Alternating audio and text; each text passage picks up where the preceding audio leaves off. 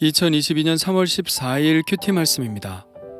창세기 24장 28절로 49절입니다.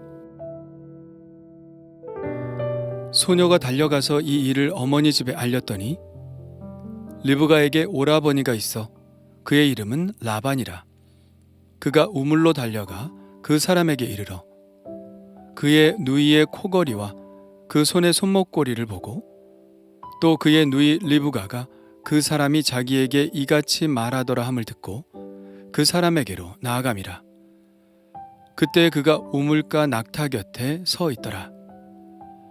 라반이 이르되 여호와께 복을 받은 자여 들어오소서. 어찌 밖에 서 있나이까? 내가 방과 낙타의 처소를 준비하였나이다. 그 사람이 그 집으로 들어가매 라반이 낙타의 짐을 부리고 집과 사료를 낙타에게 주고 그 사람의 발과 그의 동행자들의 발 씻을 물을 주고 그 앞에 음식을 베푸니 그 사람이 이르되 내가 내 일을 진술하기 전에는 먹지 아니하겠나이다. 라반이 이르되 말하소서. 그가 이르되 나는 아브라함의 종이니이다. 여호와께서 나의 주인에게 크게 복을 주시어 창성하게 하시되 소와 양과 은금과 종들과 낙타와 나귀를 그에게 주셨고 나의 주인의 아내 사라가 노년에 나의 주인에게 아들을 낳으매 주인이 그의 모든 소유를 그 아들에게 주었나이다.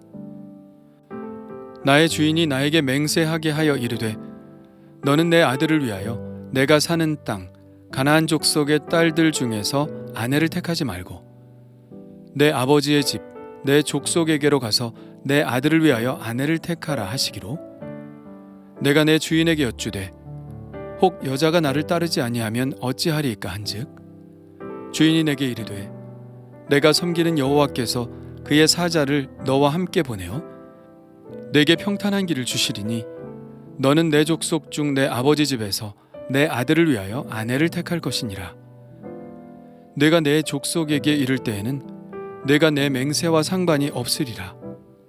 만일 그들이 내게 주지 아니할지라도 내가 내 맹세와 상관이 없으리라 하시기로 내가 오늘 우물에 이르러 말하기를 내 주인 아브라함의 하나님 여호와여 만일 내가 행하는 길에 형통함을 주실진데 내가 이 우물 곁에 서 있다가 젊은 여자가 물을 기르러 오거든 내가 그에게 청하기를 너는 물동이의 물을 내게 조금 마시게 하라 하여 그의 대답이 당신은 마시라 내가 또 당신의 낙타를 위하여도 기르리라 하면 그 여자는 여호와께서 내 주인의 아들을 위하여 정하여 주신 자가 되리이다 하며 내가 마음속으로 말하기를 마치기도 전에 리브가가 물동이를 어깨에 메고 나와서 우물로 내려와 깃기로 내가 그에게 이르기를 청하건대 내게 마시게 하라 한즉 그가 급히 물동이를 어깨에서 내리며 이르되 마시라 내가 당신의 낙타에게도 마시게 하리라 하기로 내가 마심에 그가 또 낙타에게도 마시게 한지라. 내가 그에게 묻기를 내가 네 딸이냐 한즉 이르되 밀가가 나홀에게서 낳은 부두엘의 딸이라 하기로 내가 코고리를 그 코에 꿰고 손목고리를 그 손에 끼우고 내 주인 아브라함의 하나님 여호와께서 나를 바른 길로 인도하사 나의 주인의 동생의 딸을 그의 아들을 위하여 택하게 하셨으므로 내가 머리를 숙여 그에게 경배하고 찬송하였나이다. 이제 당신들이 인자함과 진실함으로 내 주인을 대접하려거든 내게 알게 해주시고 그렇지 아니할지라도 내게 알게 해주셔서 내가 우로든지 좌로든지 행하게 하소서. 아멘. 리브가는 집으로 달려가서 우물에서 일어난 일을 어머니 집에 알립니다. 리브가의 성격이 또 드러나는 것 같죠? 그녀는 정말 에너지가 넘치는 소녀였습니다. 걸어 다니는 법이 없습니다. 언제나 뛰어다니죠. 또한 매우 단호하고 망설임이 없습니다. 그녀는 왜 이렇게 신나서 달려갔을까요? 그녀가 신부감이 된다는 것을 알아서일까요? 아니요. 아직 그런 이야기들이 오고 간 것은 전혀 없습니다. 아브라함의 종은 리브가에게 자신의 존재에 대해서 알리지 않았죠. 그가 한 것이라고는 물을 달라고 한 것과 리브가의 친절이 고마워서 금 코걸이와 금 팔찌를 주고 유숙할 곳을 찾은 것밖에는 없습니다. 종이야 리브가를 조심스럽게 지켜보았지만 적어도 리브가의 입장에서는 그에 대해 아는 것이 전혀 없었죠. 이 종은 자기가 아브라함의 종이며 왜 이곳에 왔고 바로 당신이 내가 찾는 그 사람이라고 말하지 않았습니다. 리브가가 보기에 이 종은 그저 타인에 불과했죠.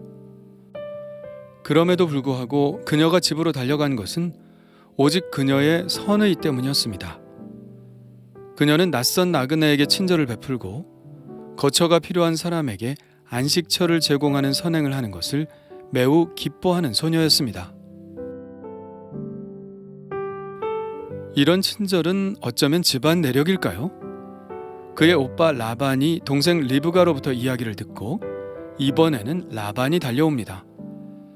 아브라함의 종은 리브가에게 유숙할 곳을 부탁했으니 그녀로부터 기별이 올 때까지 그저 우물가에 머물고 있었죠. 라반은 이 아브라함의 늙은 종을 예우를 갖추어 영접합니다. 여호와께 복을 받은 자여 들어오소서. 어찌 밖에 서 있나이까. 내가 방과 낙타의 처소를 준비하였나이다. 그는 인사말에서 분명히 여호와께 복을 받은 자여라고 인사를 합니다. 그도 아브라함처럼 하나님을 믿는 사람이었죠. 사실 우리는 라반에 대한 인식이 별로 좋지는 않습니다.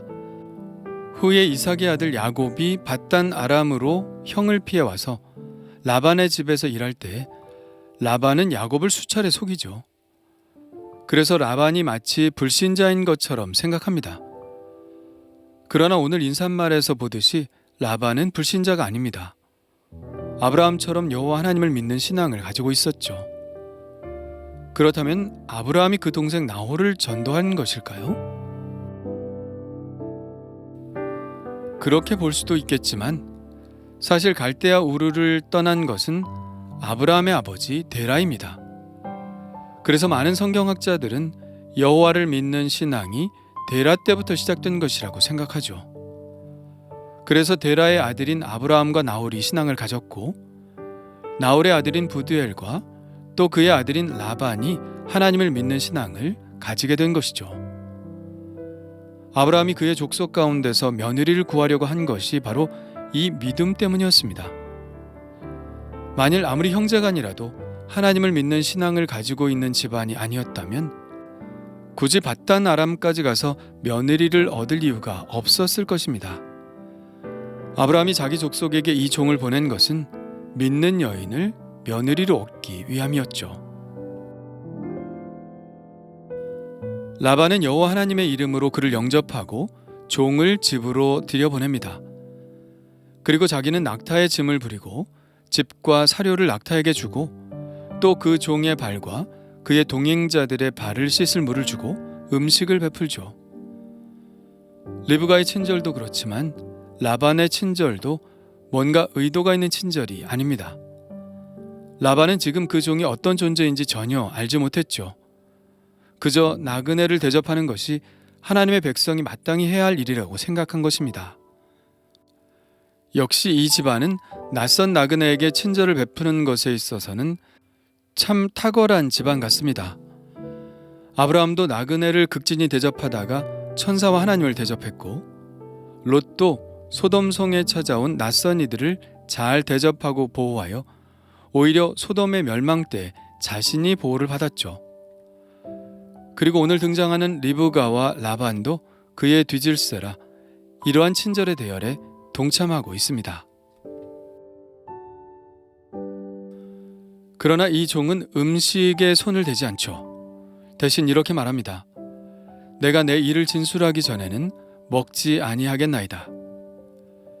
종은 자신이 할 일이 무엇인지 전혀 놓치지 않았죠. 그는 역시 충성된 종이었습니다. 충성된 종이란 주인이 한 말을 잊지 않고 그것을 이루는 것을 가장 우선에 두는 사람을 말하죠. 그는 행여 먹고 마시다가 자신의 사명을 놓쳐버릴까 하여 가장 중요한 것부터 해결하고자 했습니다. 무엇을 하기 전에 먹지도 않고 마시지도 않겠다고 말하는 화법은 성경에 자주 등장하죠. 매우 중요한 일을 수행하고자 하는 사람들이 굳은 결심을 할 때 쓰는 말입니다. 먹는 일과 마시는 일은 가장 원초적인 욕구죠. 이것을 절제하기란 사실 쉽지 않습니다. 항상 이런 원초적인 욕망은 하나님의 사명과 맞서는 경향이 많이 있죠. 하나님의 뜻을 행할 것인가, 나의 욕망을 채울 것인가의 문제는 언제나 우리의 선택을 요구합니다. 항상 이런 선택을 잘못한 사람을 우리는 알고 있죠. 바로 삼손입니다. 삼손은 거의 좋은 선택을 하지 못했습니다. 결국 그는 가장 강한 힘을 가졌음에도 불구하고 욕망을 이기는 힘을 갖지 못해 가장 비참한 상태에 빠지고 말았죠. 예수님도 이 둘 사이에서 우리의 결단을 요구하셨습니다. 이렇게 말씀하셨습니다. 그런즉 너희는 먼저 그의 나라와 그의 의를 구하라. 그리하면 이 모든 것을 너희에게 더하시리라. 먼저 하나님의 뜻을 구하는 것, 나의 욕망을 채우기 전에 먼저 하나님의 소원을 채워드리는 것이 우리 그리스도인의 삶의 태도여야 한다는 것을 우리 주님이 가르쳐 주신 것이죠. 그런 의미에서 이 종의 태도는 매우 훌륭합니다. 내가 내 일을 진술하기 전에는 먹지 아니하겠나이다. 그렇게 말하고 이렇게 이야기를 시작합니다. 그가 이르되 나는 아브라함의 종이니이다. 오늘 본문의 내용의 대부분은 앞에서 일어난 일을 종의 입을 통해서 다시 진술하는 것입니다. 거의 틀림이 없이 그대로 이야기를 서술하고 있지만 핵심을 놓치지는 않죠. 이 종의 이야기의 핵심은 하나님이 여기까지 인도하셨다는 것입니다. 그 놀라운 응답을 간증하고 있는 것이죠. 그러면서 그 하나님의 섭리에 대한 오빠 라반의 결단을 요구합니다. 이렇게 자신의 진술을 마무리하죠. 이제 당신들이 인자함과 진실함으로 내 주인을 대접하려거든 내게 알게 해주시고 그렇지 아니할지라도 내게 알게 해주셔서 내가 우로든지 좌로든지 행하게 하소서. 하나님이 이렇게까지 놀랍게 인도하셨으니 리브가를 이삭에게 줄 것인지 주지 않을 것인지 가부간의 결정을 해달라는 것입니다. 라반은 과연 어떤 대답을 할까요? 우리는 늘 선택을 하지만 그 이전에 하나님의 섭리가 항상 먼저 있었음을 느낍니다. 그 하나님의 섭리는 우리가 좋은 선택을 할 수 있도록 우리를 이끄시죠.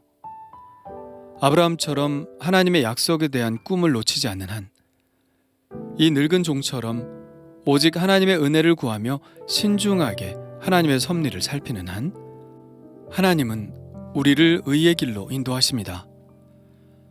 하나님이 우리의 목자가 되신다는 것은 바로 이렇게 우리의 선택을 도우신다는 의미죠. 주님을 따라가다 보면 주님께서 우리를 푸른 초장과 맑은 물가로 인도하실 테니 우리의 선택이 그리 어렵지 않습니다. 우리의 선택이 어려운 것은 주님의 은혜의 범주를 벗어날 때 그렇게 되는 것이죠.